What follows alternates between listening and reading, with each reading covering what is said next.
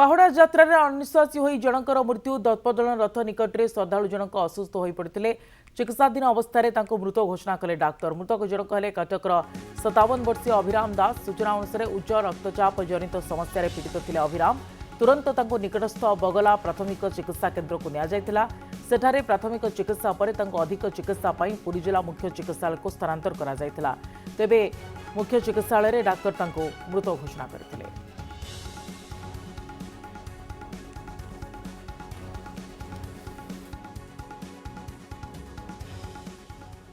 कटक जी जड़े आगुरी हाइपरटेंशन थिला से सडनली कोलाप्स करापर आमर जो टेम्पोरारी बेड रेस्ट अच्छी बगला जो पाखे से आसते से बहुत लो कंडीशन रे थिले आउ से ट्रिटमेंट कलापर एम्बुलेंस आणिक आसला बेलू ये रिसीव डेट थिला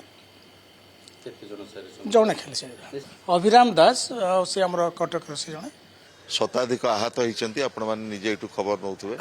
ये अत्यंत दुर्भाग्यजनक घटना। मु दाबी करुचे जी आहत होती सरकार चिकित्सा घोषणा करेंगे शीघ्र एवं जो माने ट्रमा केस अच्छी तुरंत भुवनेश्वर को ट्रांसफर करा जाऊ एम्स किंबा अन्य प्राइवेट मेडिकल को।